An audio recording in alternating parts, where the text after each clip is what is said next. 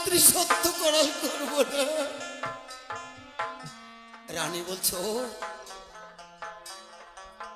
তাহলে আমার বর তুমি দেবে না, এই তোমার বাসনা? রাজা বলছে না রানী, আমি তোমার কাছে কৃতজ্ঞ, আমি তোমার কাছে ঋণী, আমি যা অঙ্গীকার করি পালন করি। বলো তোমার তো আমায় দিতেই হবে দুটো বর, কি বর চাও? মন্থরা বড়ি তৈরি আছে, অমনি তিল তুলসী গঙ্গা জল নিয়ে এসেছে। মন্থরা বলছে লহ লহ তিল তুলসী, এবার অঙ্গীকার করিও মনের আনন্দে। এই মধ্যমা রানী যাহা চাইবে তোরা করে দিও মনের আনন্দে। বলছো বেশ, তাহলে দাও তিল তুলসী গঙ্গা জল। তিল তুলসী নিয়া রাজা ওই অঙ্গীকার করিল মনের আনন্দে। ওই দেবতা গণে ডেকে ডেকে ওই সাক্ষী করিল মনের আনন্দে। রাজা দশরথ বলছে দাও তিল তুলসী গঙ্গা জল। তিল তুলসী হাতে নিয়ে বলছে সাক্ষী দেখো চন্দ্র সূর্য যত দেবগণ, আমার মধ্যমা রানী কইকেই যাহা যাবে তাহাই দিব, আমি করিলাম পণ। এবার কইকেই রানী বলছে শোনো রাজা, আমার প্রথম বর আমার ছেলে ভরতকে তুমি বসাবে অযোধ্যার রাজ সিংহাসনে, আর দ্বিতীয় বর আমায় দেবে, সেই বরে রামচন্দ্রকে পাঠাবে 14 বৎসরের জন্য বনে। এই কথা শুনে রাজা দশরথ উনি ডেকে বলছে না রানী, এমন কথা তুমি বলো না রানী, কথা তুমি বলো না। আমি কোন বা দোষে রামকে বনে দিতে বলবো বলো? রাম যে আমার প্রাণ, রাম যে আমার জান, আমি রাম ছাড়া বেরিয়ে যাবে আমার প্রাণ, আমি যে রাম বিনে বাঁচবো না। কইকেই কাঁদতে কাঁদতে ঘুমে পড়ে গড়াগড়ি দিয়ে রাজা দশরথ বিলাপ করছে, আমি কোন বা দোষে রামকে দিব বনে?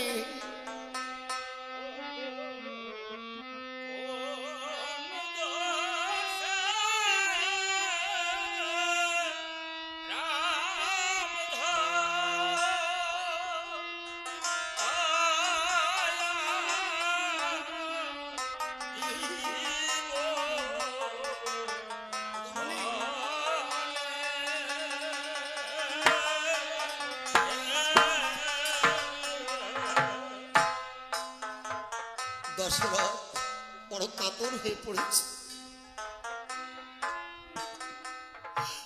আমি কেমন করে আমি বনে পাঠাবো গো?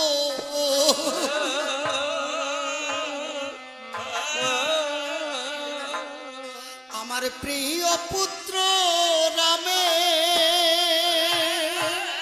বনবাস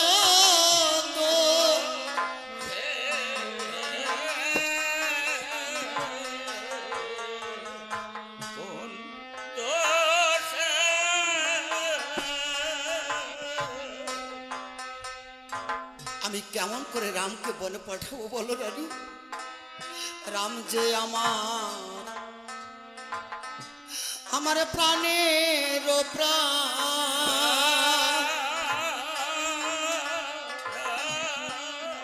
ওরে রাম যে আমার গুণ বলি,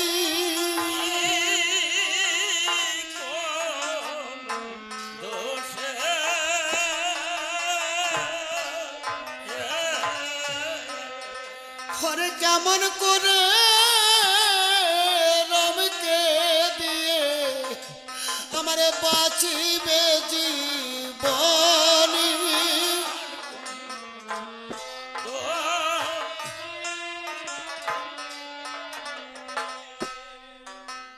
একমাত্র প্রিয় পুত্র আমার রাম কত কষ্ট করে আমি পেয়েছি কইকেই, তুমি তো জানো না। অন্ধমণি অভিশাপ দিয়েছিল, কিন্তু সেই অভিশাপ বর হয়ে ফলে আমি 4টি পুত্র পেয়েছি কোলে।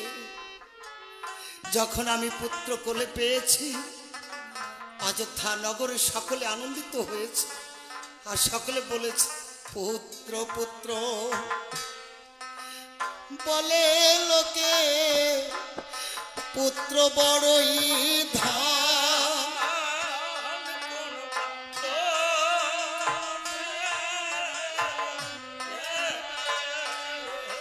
হরে বংশে পুত্র না থাকিলে হরে বৃথাই জীবন।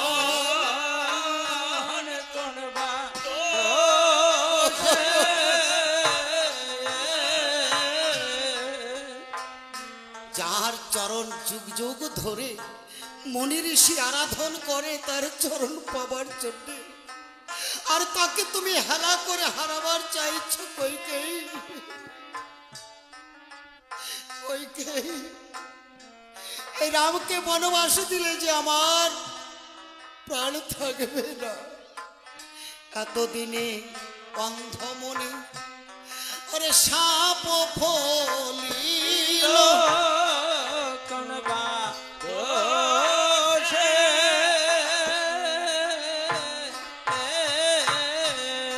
ওরে আয়ু থাকিতে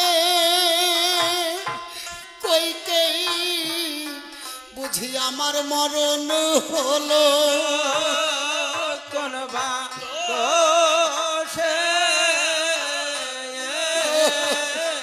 কইকেই আমার এখনো 1000 বছর আয়ু আছে, কিন্তু আমি বুঝি পুত্র সুখে মরে যাব কইকেই। আর আমি মরে গেলে তোমার অহংকার থাকবে না, আমি মরে গেলে তোমার শাখা সিঁদুর থাকবে না। আর নারী জাতির শাখা সিঁদুর বুহানে কেমন অবস্থা হয় জানো? এই শাখা সিঁদুর নারী জাতির ও যে বড়ই অহংকার। কোন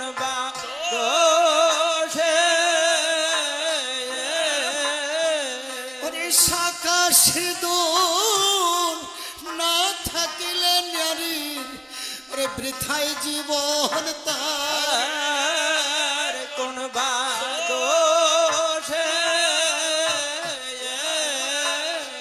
কইকেই তুমি বুঝতে পারছো না, আমি আজকে তোমার কাছে আসি, তুমি অভাব জানো না।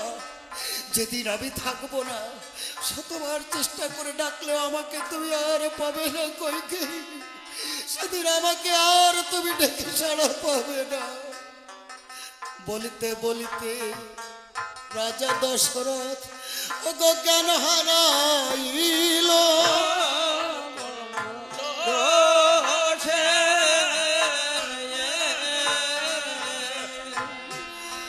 ওগো কাঁদিতে কাঁদিতে রাজার ও দীর্ঘ সময় গেল।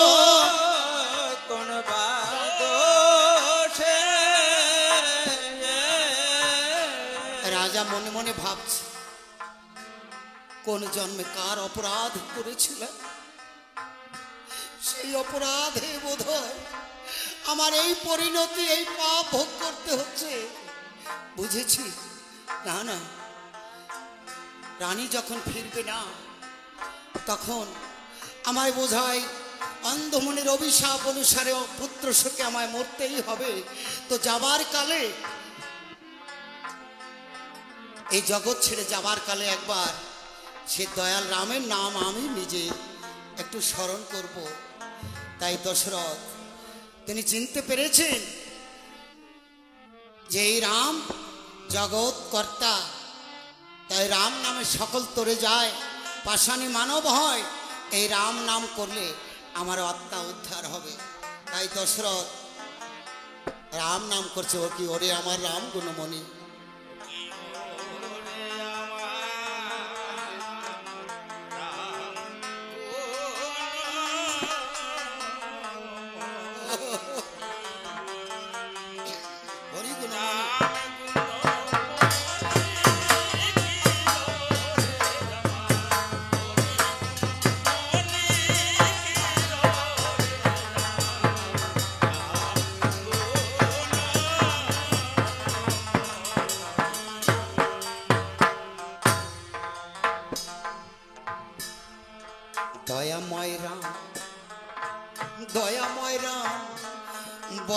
সর্বজনে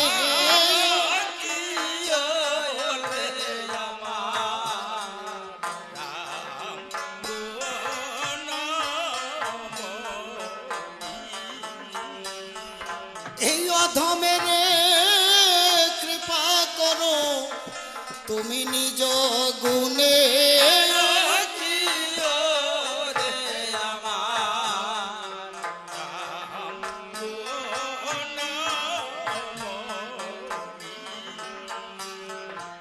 তোমার লাগি প্রাণ বুঝি এই দেহেতে না রবে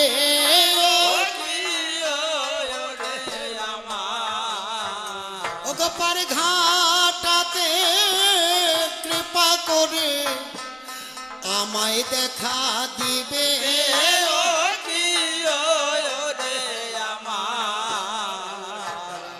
হে প্রভু হে রাম আমি আর তোমায় বোধহয় রাখতে পারলাম না গো কাঁদতে কাঁদতে রাজা দশরথ ধীরে ধীরে জ্ঞান হারা হচ্ছে কাঁদিতে কাঁদিতে দশরথ তখন অচেতন হইল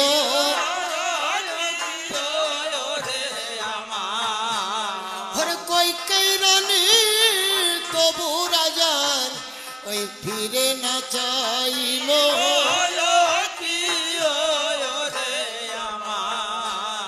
এমনি ভাবে ধীরে ধীরে ওরে নিশি পোহাইল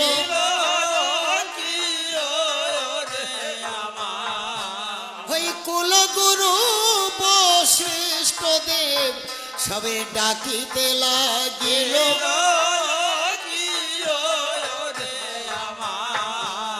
যখন প্রভাত হয়েছে চারিদিকে হই হুল্লোড় আরম্ভ হয়ে গেছে আজকে রাম রাজ্য ভার গ্রহণ করবে রাজ্য অভিষেক হবে কিন্তু অন্তঃপুর থেকে কেউ বাহিরে আসছে না তাই কুলগুরু বশিষ্ঠ দেব সুমন্তকে ডেকে বলছে সুমন্ত দেখো তো আজকে এত ঘুম হচ্ছে কেন রাজা কেন শীঘ্র করে বাইরে আসছে না এত বিষাদের চিহ্ন কেন লক্ষ্য করছি একটু পরেই শুভ লগ্ন শুভক্ষণ এই ক্ষণেই তো রামকে রাজ্য অভিষেক করতে হবে শীঘ্র করে পাঠিয়ে দাও রাজা কোথায় আছে ডেকে আনো তাই আজ্ঞা পেয়ে সুমন্ত তখন অন্তপুরে এলো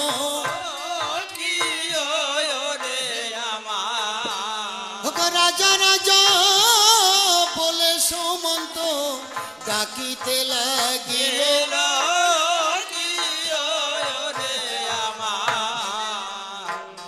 রাজা রাজা বলে ডাকছে সুমন্ত গিয়ে দেখে মৃত্তিকায় শয়নে আছে ডাকছে সাড়া দিচ্ছে না সুমন্ত বলছে কি রাজা উঠুন শীঘ্র করে উঠুন পালঙ্ক ছেড়ে মৃত্তিকায় মাটিতে কেন শুয়ে আছেন উঠুন রাজা উঠুন রাম রাজা হবে কত লোক এসে গেছে এমন করে আজকে শুয়ে থাকলে হবে এমন শুভ দিনে রাজা কিন্তু সাড়া দিচ্ছে কি সুমন্ত গিয়ে গায়ে হস্ত দিয়ে উঠুন রাজা উঠুন কোন রকমই জ্ঞান এসেছে রাজা ডেকে বলছে সুমন্ত রে ওরে সুমন্ত আমি কি করেছি জানিস আমি যে কইকেয়ীর পাতা ফাঁদের মধ্যে পা দিয়ে বসেছি আমি যে সেই ফাঁদে আটকে গেছি রে সুমন্ত কি বলেন রাজা বলুন কি হয়েছে বলুন বলে সুমন্ত শীঘ্র করে রামকে সংবাদ দে আমি আর সুমন্ত আর রাজা দশরথ এই তিনজনে অযোধ্যা ছেড়ে চলে যাব কিন্তু কইকেয়ীর কথা মতো রামকে বনবাসে দিতে পারবো না যাও সুমন্ত শীঘ্র করে রামকে নিয়ে এসো সুমন্ত অবাক হয়ে কি বলে রাজা যাই হোক শীঘ্র করে রামচন্দ্রের কাছে যাই তরা করে সুমন্ত তখন ওই রামের কাছে গেল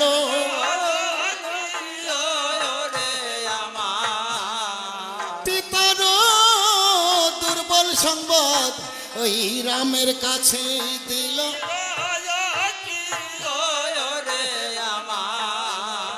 ধরা করে এই রামচন্দ্র গো ছুটিয়া আসিল ওই মৃত্তিকাতে দশরথে গো শয়ন দেখিল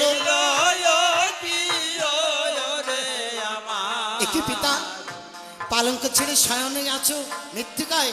বলো পিতা কি হয়েছে তোমার? কি অসুস্থ লাগছে? কি হয়েছে বলো পিতা, শীঘ্র করে আমায় বলো। পাশে দেখছে মাও শুয়ে আছে মাটিতে। কি মা, তুমি মৃত্তিকায় শুয়ে আছো, বলো কি হয়েছে তোমাদের, একবার প্রকাশ করে বলো। পাশ থেকে মন্ত্রাবলী আগে আগে বলছে, ও রামচন্দ্র বাবা শোনো শোনো, কিচ্ছু হয়নি। তোমার মায়ের দুটো বর পাওনা রয়েছিল তোমার পিতার কাছে, সে বর দুটো আজকে চেয়েছে, তাই দিতে তোমার পিতার কষ্ট হচ্ছে। বলো কি? রামচন্দ্র কৌশল্যা কৈকেয়ী মাতাকে ডেকে বলছে, ও মা, আমার পিতার কাছে তুমি কি বর চেয়েছো যে আমার পিতা দিতে এত কষ্ট হচ্ছে? আমার পিতা হচ্ছে উদার মন, প্রজাগণকে ধনরত্ন মণি কাঞ্চন উজাড় করে দান করে, আর এমন কি ধন তুমি চেয়েছো যা আমার পিতা তোমায় দিতে অস্বীকার করছে? তখন কৈকেয়ী মাতা বলছে, আমি কি বর চেয়েছি জানো? একবারে ভরতকে বসাবে রাজ সিংহাসনে, আর দ্বিতীয় বরে রামচন্দ্রকে পাঠাবে 14 বছর বনে। রামচন্দ্র বলছে, এই কথা ওমা তুমি আগে আমায় কেন বলনি, আর পিতার কাছে কেন বলেছো? আমার ভাই ভরত রাজা হবে, এতে কি আমার কম? আমারই তো ভাই, সে যদি রাজা হয় মন্দ কিসে? আমি হাসি মুখে আমার ভাইকে রাজ্য দান করব। বেশ, বিলম্ব কেন? আমি রাজা হব না, আমার ভাই ভরতকে আমি রাজা করব। আর বনবাসীর কথা বলছো, আমি বিলম্ব করব না, আমি শীঘ্র করে এখনই আমি বনবাস যাত্রা করব। দশরথ কোনো রকমে কষ্ট করে বলছে, না রে বাবা, তুই বনবাসে যাবি না রে, ওই রাক্ষসের কথা শুনে তুই বনবাসে যাবি না বাবা। এই কথোপকথন লক্ষণ শুনতে পেয়ে ছুটে এসেছে, রামের মাতা কৌশল্যা দেবী ছুটে এসেছে। এক এক করে এসে ওই বনবাসীর কথা শুনে রামের মা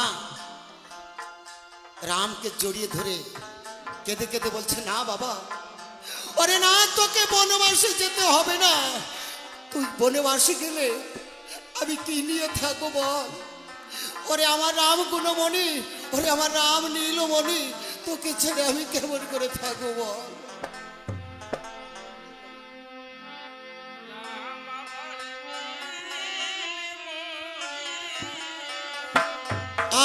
আমার গুণমণি রাম, আমার নীলমণি, আমার গুণমণি।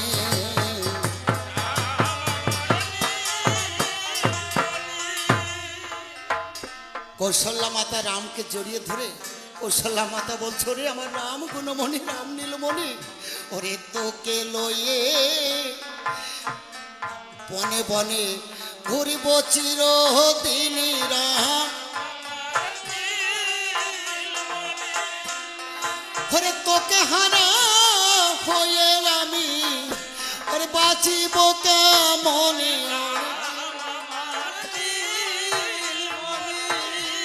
ওরে আয় রে বাপ রামচন্দ্র, ওরে আমার কোলে আয়,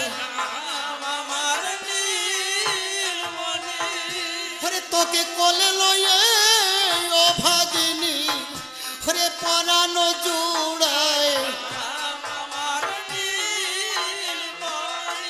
ওরে মা মায়ের কোলে পুত্র বিনে ওরে কেমনে প্রাণ রয় ওরে পুত্রের মুখের মা ডাক শুনে ওরে জীবন ধন্য হয় ওরে তোকে লয়ে রাম রে আমি ওই বনে বনে যাব ওরে রাজ্য ছেড়ে বনে গিয়ে রাম আমি ভিক্ষা করে খাবো মায়ের মন তো ছেলেকে যদি ভিক্ষা করে খাওয়াতে হয় তাও ছাড়বে কিন্তু ছেলেকে ছাড়তে চায় না মায়ের মন যে কেমন একমাত্র নিঃস্বার্থ ভালোবাসা মা সন্তানকে দিয়ে বড় করে তোলে তাই মা ডেকে বলছো রে কোলে আয় বাপ নয়নের মনি রে আমার জাদু মনি তোরে কোলে পেয়ে জুড়ায় আমার তাপিত পরাণী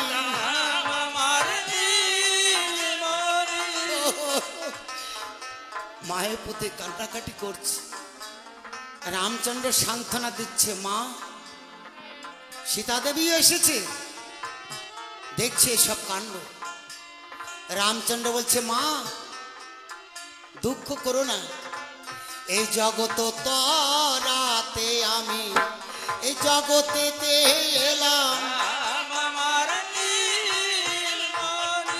ওই লীলার তোরে জগতে আমি অবতীর্ণ হলাম গোলক হতে অবতীর্ণ হইলাম ধরায় এই জগত তোরাই বয়ামি মা তোমার একার নয় মাগো এই জগৎ তরাবার জন্য লীলা করবার জন্য আমি এসেছি তোমার আঁচলে আমাকে বেঁধে রাখলে জগৎ তরাতে পারবো না মা আমি শুধু তোমার একার জন্য আসিনি জগৎবাসীকে মঙ্গল করবার জন্য এসেছি আমায় যেতে হবে মা তুমি আমায় আশীর্বাদ করো তোমার চরণ ছুঁয়ে তোমার আশীর্বাদ নিয়ে গেলে বনবাস হতে আমি যেন ভালোভাবে ফিরে আসতে পারি তুমি এই আশীর্বাদ করো তাই মায়ের চরণে প্রণাম দিয়ে রামচন্দ্র বিদায় মাগছে বিদায় বেলা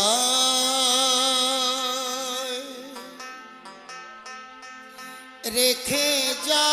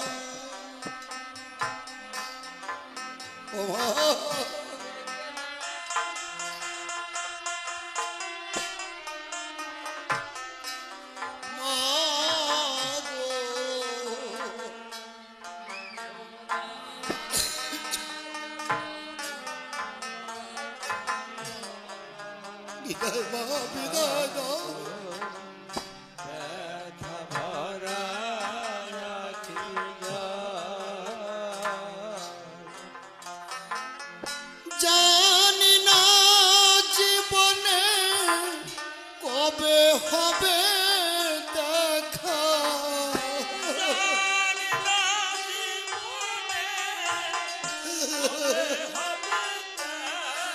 আমার জানি না জীবনে কবে হবে দেখা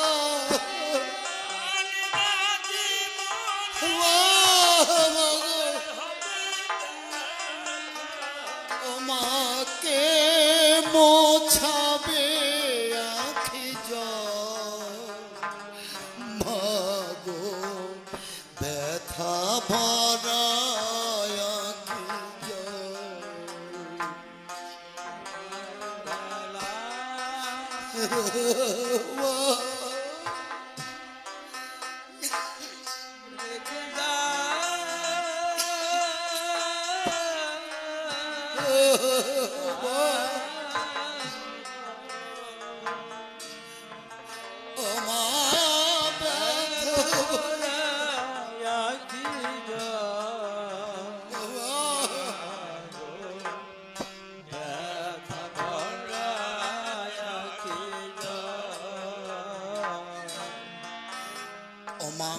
গর্ভে ধারণ করিলে দুগ্ধ পান করালে তোমার গুণের সীমা নাই মাগো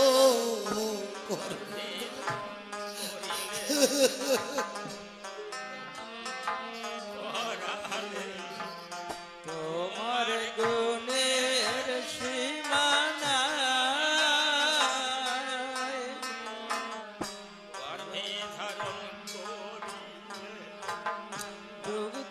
পান করালে তোমার গুণের সীমানা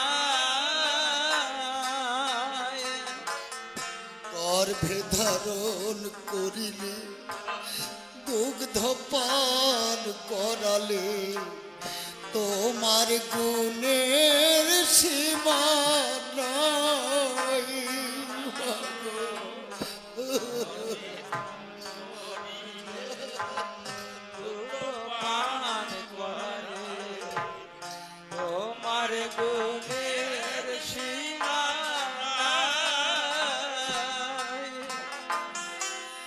হাসি মুখে বিদায় দাও আখি জল মুছে না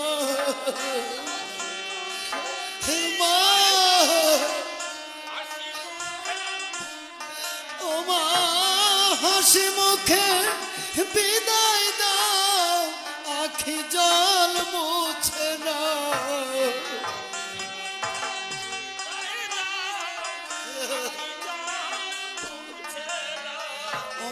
সকলি কর্মের ফল মাগো ব্যথা ভরা আখি জল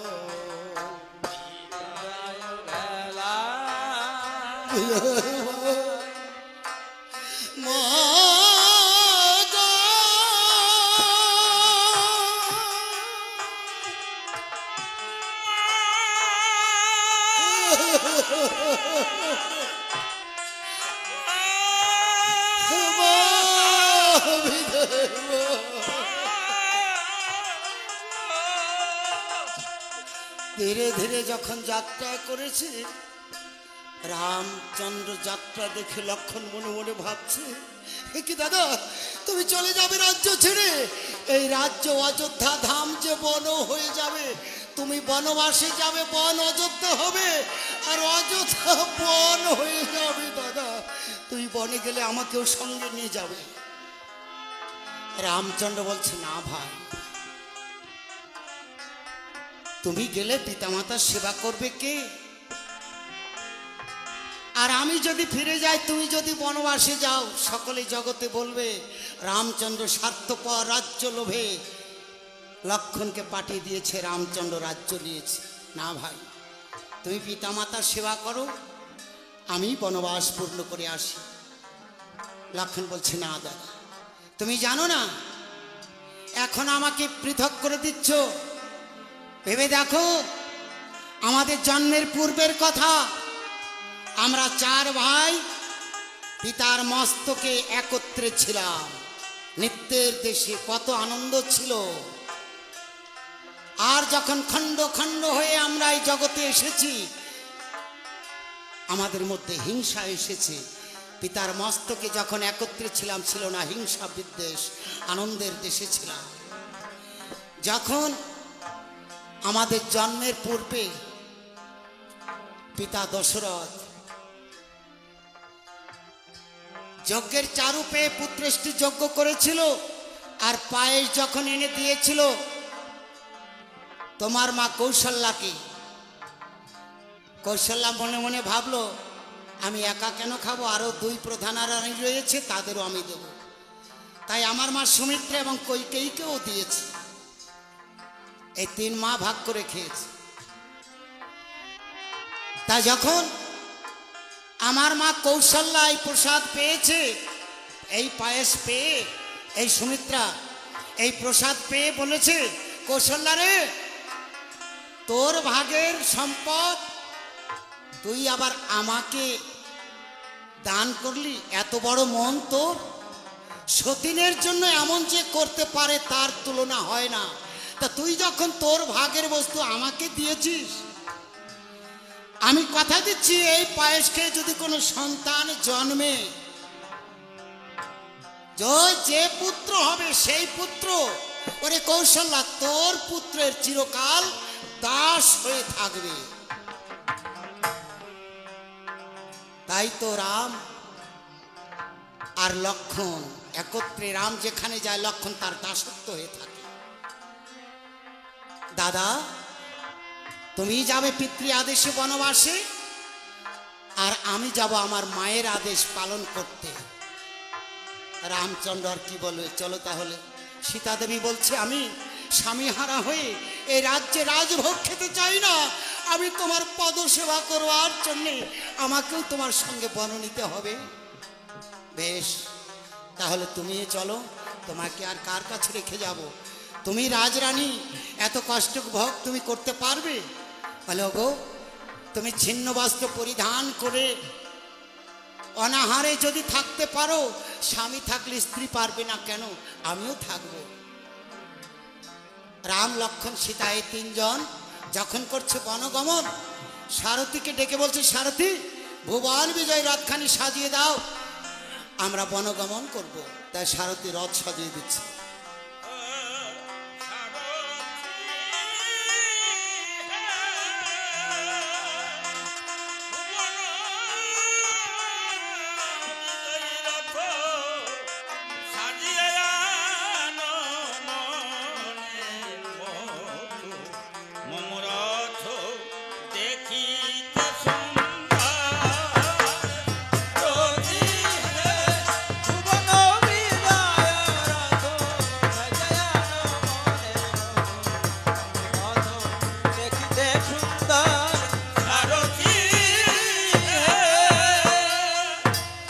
সারথি সারথি বলে তখন ডাকে ঘনে ঘন, সারথি হে, এবার তোরা করে রথ সারথি করো রে সাজন, সারথি হে, রে একে তো সারথি তাতে ওই কতই মায়া ধরে,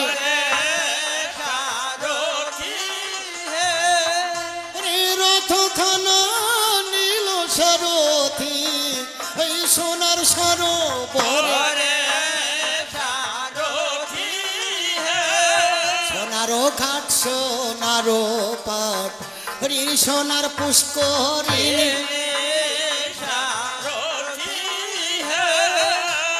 সোনার জলে ভেসে চলে এই সোনার তরণী, রে সোনার জলে সোনার রথ গানা, রে আনিল ধোঁয়াইয়া,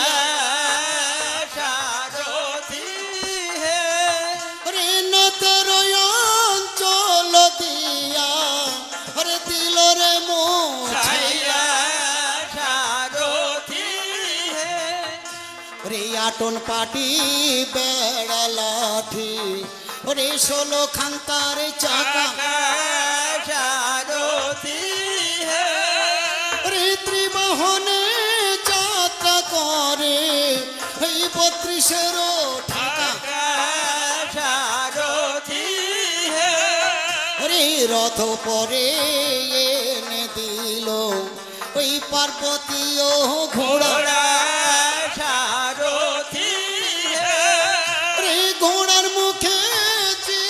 পিছে এই মিলন পাটের দড়া সারথি হে রে ঘোড়ার কপালে দিল রে নির্মল সিন্ধু সারথি হে লোমে লোমে বেঁধে দিল ওই সোনার ঘুঙুর সারথি হে সোনার ঘুঙুর বাজে ওই ঘোড়ার চারি পায় সারথি হে রে চলে যেতে রুন ঝুন করে ওই শব্দ বাজে পায় সারথি হে ওরে 12 বছরের খাদ্য দ্রব্য ওই নিকটে আনিল সারথি হে ওরে সকল খাদ্য দ্রব্য রাম এই ফিরাইয়া দিল সারথি হে এবার সাজো সাজো সাজো বলে পড়ে গেল সারা এবার সাজো সাজো সাজো বলে পড়ে গেল সারা আরে 30 কোটি ঘন্টা বাজে 80 লক্ষ কারা এবার সঙ্গে করে সীতা দেবী সীমন্ত নিয়ে নিল জয় রাম বলে গমন করিল এই কৃত্তিবাস পণ্ডিতের ওই অমৃত লহরী রামচন্দ্র বনে যাবে বলুন